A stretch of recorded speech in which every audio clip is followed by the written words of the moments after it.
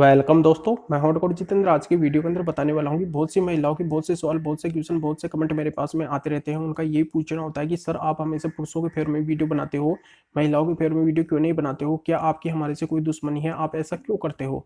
तो यहाँ पे आज मैं उनके सवाल का जवाब दे देता हूँ कि मेरी किसी से कोई भी दुश्मनी नहीं है, चाहे वो पुरुष हो या फिर महिला हो। सभी को मैं समान दृष्टि से देखता हूँ, सभी का मैं सम्मान करता हूँ। तो ऐसा बिल्कुल भी नहीं है। तो ये अगर आपके मन के अंदर भ्रम हो तो इसको आप दूर कर दीजिए। ऐसा मैं बिल्कुल भी नहीं करता हूँ, ऐसा मैं कोई भी भेदभाव वगैरह नहीं करता हूँ। तो यहाँ पे मैं पुरुषों के फेवर में वीडियो क्यों बनाता हूँ ये भी मैं आगे क्लियर करूंगा, बिल्कुल डिटेल में यहाँ पे बताऊंगा। और यहाँ पे रही बात महिलाओं की, तो महिलाओं का मैं शुरू से ही सम्मान करता हूँ, क्योंकि नसीब से मेरा जन्म एक राजपूत कुल के अंदर हुआ है और हमारे संस्कार ये नहीं है कि हम कभी भी किसी महिला का कोई अपमान करें। क्योंकि मेरे घर के अंदर भी माँ, बहन, बेटियाँ और पत्नी भी है। तो यहाँ पे ऐसा कुछ भी नहीं है कि मैं उनका कुछ गलत सोचूं या फिर गलत उनका कुछ अपमान वगैरह करूं।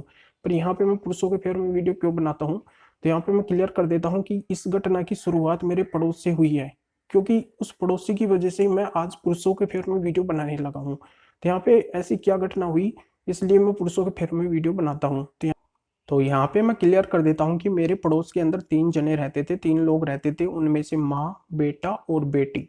फिर बेटे की हो गई शादी, उसकी आ गई वाइफ, और वाइफ को आने के बाद में उस घर के अंदर 4 लोग हो गए। तो जो वाइफ आई उसका व्यवहार गलत तरीके का था, उसका आचरण गलत तरीके का था। वो क्या करती थी कि अपने सास और ननद के साथ में ही गलत व्यवहार करती थी, उनकी बात बात में पिटाई कर देती थी।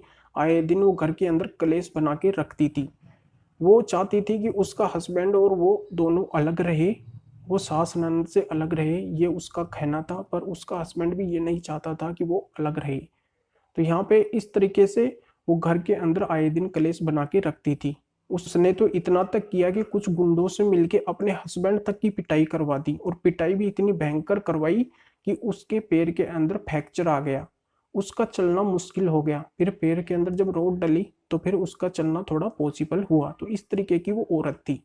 तो यहाँ पे उसका ये व्यवहार था, बहुत ही डेंजर तरीके का व्यवहार था। और उसने कई तरीके के षड्यंत्र रचे। उसने यहाँ पे बहला फुसला के षड्यंत्र के तौर पे हस्बैंड के नाम से 2 प्लॉट थे, तो वो दोनों प्लॉट अपने नाम पे कर लिए। और फिर वो क्या करी कि आगे जाके, और यहाँ पे घर के अंदर कुछ गहने थे, उन गहनों को लेके और 2 प्लॉट वो अपने नाम करवा ली। और फिर वो क्या करी कि अपने मायके चली गई। और मायके जाने के बाद में उसने बिना वजह हस्बैंड की जो माता और जो बहन है उसके ऊपर उसने क्या किया, केस कर दिया। केस उसने कौन कौन से किए? आईपीसी 498 ए, डीवी और मेंटेनेंस का केस उसने किया। यानी कि गलत तरीके से उसने ये केस किया। तो यहाँ पे मैं एक पड़ोसी होने के नाते ये गतिविधि देखता रहता था, क्योंकि मैं एक पड़ोसी था। तो जो मेरा पड़ोसी था उसको मैं गाइडेंस करता रहता था, उसको मैं यही बोलता था कि तू इनके एविडेंस बनाते रहे। मतलब ये जो भी गलत तरीके का आचरण घर के अंदर करती है, ये तेरी माँ और बहन के साथ में पिटाई करती है, तो उनके वीडियो बना, कुछ रिकॉर्डिंग वगैरह बना। तो इस तरीके से मतलब तू एविडेंस बनाता रहे, अगर आगे कुछ भी करे तो तेरे को कोई दिक्कत वगैरह नहीं आई। तो मैंने जैसा बोला वो वैसा ही किया। तो इसने उसने ऑलरेडी ऐसे कई वीडियो वगैरह बनाए, ऑडियो वगैरह बनाए, जिससे क्या है कि उनकी जो भी एक्टिविटी थी वो सब उसके अंदर कैद हो गई। तो इस तरीके से उसने किया। तो यहाँ पे फिर मैंने ये देखा कि मेरे पड़ोसी के साथ में उसने ऐसा किया है। ये जब मैं देखा तो मेरे को बहुत बुरा लगा।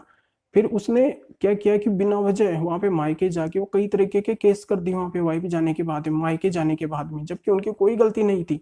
फिर मैंने क्या किया कि उसने जितने भी वो केस किए 498 डीवी मेंटेनेंस, तो उन सभी को मैं अपने हाथों के अंदर ले लिया। यानी कि उन केसों को मैं एक एडवोकेट होने के नाते फाइट किया, एक पड़ोसी होने के नाते मेरे पड़ोसी की तरफ से मैं उस केस को लड़ा। उसको मैं क्योंकि निजात दिलवाना चाहता था, क्योंकि उसके साथ में बिल्कुल गलत हुआ, उसकी वाइफ ने बिल्कुल गलत किया। क्योंकि एक पड़ोसी होने के नाते में एक चश्मदीद गवाह था, मैं उसकी एक्टिविटी देखता रहता था कि बिल्कुल इसके साथ में गलत हो रहा है। और यहाँ पे सब कुछ वो गलत करते हुए भी उस वाइफ ने क्या किया कि बिना वजह उस हस्बैंड और जो उसकी माता और बहन है उसके ऊपर भी फॉल्स एलिगेशन लगाते हुए ये विभिन्न प्रकार के केस कर दिए, जो सरासर यहाँ पे झूठे हैं, बिल्कुल झूठे थे, यहाँ पे बिल्कुल पूरी तरह से झूठे थे। फिर मैंने उन केसों को अपने हाथ में लिया और सबसे पहले 498 ए को लिया, और 498 ए की एफआईआर के आधार पे डायरेक्ट हाई कोर्ट के अंदर 482 में क्यूआसिंग के लिए अप्लाई कर दिया।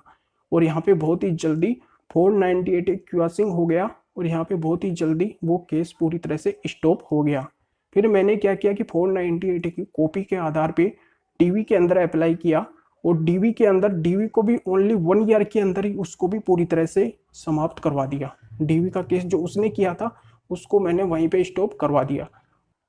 अब रही बात मेंटेनेंस की, तो मेंटेनेंस में भी मैं उस वाइफ को 1 रुपया भी नहीं देने दिया, क्योंकि मुझे पता था कि उसने गलत किया है, इसलिए वो 1 रुपया भी लेने लायक नहीं है, उसको 1 रुपया भी नहीं मिलना चाहिए। तो मैंने क्या किया कि उसने षड्यंत्र के तौर पे जो हस्बैंड की प्रॉपर्टी अपने नाम की थी, जो प्लॉट वगैरह अपने नाम किए थे, तो उसके मैं डॉक्यूमेंट्स निकलवाया और यहाँ पे उन डॉक्यूमेंट्स को 125 सीआरपीसी में लगाया और साथ में जो 498 क्यूआस हुआ था उसको लगाया, डीवी स्टॉपेज हुआ था उसकी जो जजमेंट मिली उसको मैं उसमें लगाया और यहाँ पे जो भी एविडेंस है उन सभी को उसमें लगाया। और वो वाइफ क्या है कि पढ़ी लिखी थी, वो वेल एजुकेटेड थी, तो उसके जो एजुकेशन सर्टिफिकेट वगैरह थे उनको मैं निकलवा के उनको लगाया। और इन सभी को लगाते हुए और साथ में जो हस्बैंड है उसका जो मेडिकल बना था, उसके पैर के अंदर जो रोड वगैरह डली थी, उसका जो फ्रैक्चर हुआ था, उन सभी मेडिकल को मैं लगाया, क्योंकि यहाँ पे वो हस्बैंड जो कैपेबल नहीं था और ये फाल्स तरीके से उसने जो भी एलिगेशन लगाए थे 498 डीवी वो केस हो चुके थे ऑलरेडी, वो खारिज हो चुके थे। तो यहाँ पे इन सभी को देखते हुए मेंटेनेंस में मजिस्ट्रेट साहब ने ये पाया कि बिल्कुल यहाँ पे फाल्स तरीके से इस वाइफ ने इतने केस लगाए हैं और यहाँ पे इसकी पूरी सरासर गलती है। तो इन सभी को देखते हुए मेंटेनेंस उसको 1 रुपया भी नहीं मिला। फिर इसी बीच मेरे पड़ोसी की वाइफ के ऊपर मैंने 499 और 420 चीटिंग का केस भी कर दिया, साथ में जो भी उनके साथ में जुड़े हुए और भी लोग थे उनको भी उसके अंदर लपेटे में लिया।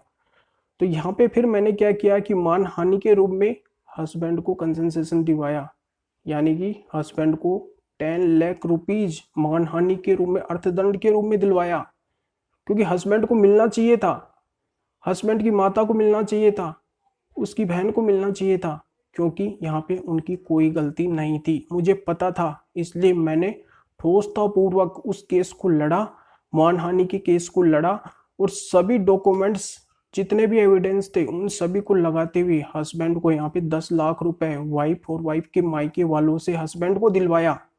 इतना मैंने किया और 420 चीटिंग का केस लगाते हुए उनके जितने भी वो मिले हुए थे उन सभी को यहाँ पे दंडित करवाया। तो ये सब मैंने किया और इन सभी केसों से मेरे को निजात मिली ओनली 3 ईयर के अंदर, 3 साल के अंदर मैंने ऐसा कर दिखाया, क्योंकि यहाँ पे उसके साथ में गलत हो रहा था।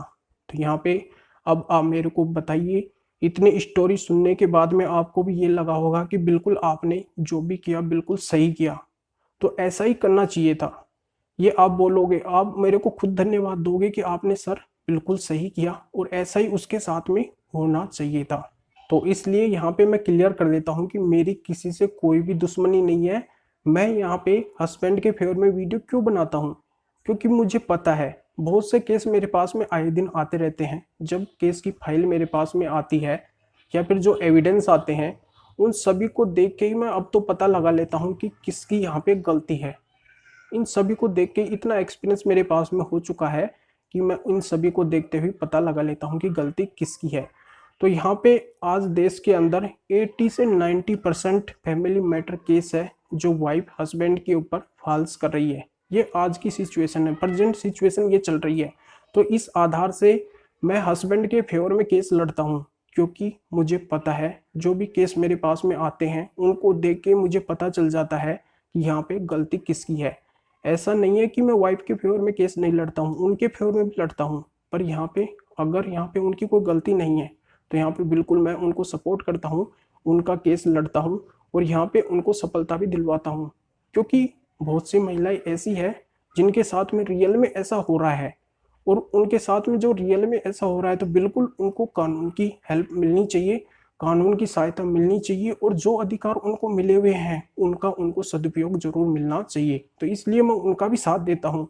तो यहाँ पे यह बात आपके समझ में आ गई होगी कि जिसके साथ में गलत होता है उसी का मैं साथ देता हूँ।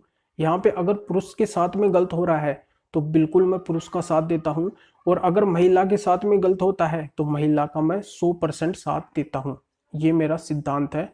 इस तरीके से यहाँ पे पूरी डिटेल आपके समझ में आ गई होगी। वैसे यहाँ पे मैं क्लियर कर देता हूँ कि पुरुषों को ऐसे कोई भी अधिकार नहीं मिले हुए हैं, जबकि महिलाओं को बहुत से प्रोटेक्शन के अधिकार मिले हुए हैं। जैसे 498 आईपीसी मिली हुई है, डीवी 2005 एक्ट मिला हुआ है, मेंटेनेंस 125 सीआरपीसी मिली हुई है और वो जो भी केस करती है उनके अंदर भी वो मेंटेनेंस ले सकती है। और यहाँ पे एक दहेज निवारण अधिनियम की धारा 3 और 4 है, वो भी मिली हुई है। तो यहाँ पे बहुत से लॉ ऐसे हैं जो महिलाओं के फेवर में है, उनको बहुत से अधिकार मिले हुए हैं जिनका वो उपयोग करना चाहे वो कर सकती है। पर यहाँ पे मेरा कहना यही है कि महिलाओं को कभी भी इन कानून का गलत इस्तेमाल नहीं करना चाहिए। अगर उनके साथ में रियल में ऐसी घटना होती है, वास्तव में उनके साथ में ऐसी प्रताड़ना वगैरह अगर समाज के अंदर, घर के अंदर होती है, तो बिल्कुल वो इन एक्ट का यूज कर सकती है और उनको इन एक्ट का यूज जरूर करना चाहिए। पर यहाँ पे गलत तरीके से कभी भी हस्बैंड और हस्बैंड के रिलेटिव को फंसाना नहीं चाहिए, ये यहाँ पे मैं क्लियर कर देता हूँ और ये बात सभी के समझ में आ गई होगी। तो यह वीडियो और जानकारी अच्छी लगी हो तो वीडियो को लाइक करके शेयर जरूर कर दीजिए और लोगों को भी इस जानकारी का पता चल सके। और अभी भी आप हमारे इस चैनल को सब्सक्राइब नहीं किए हैं तो सब्सक्राइब भी कीजिए, बेल आइकन दबाइए, वीडियो को लाइक करके और शेयर तो अवश्य कीजिए।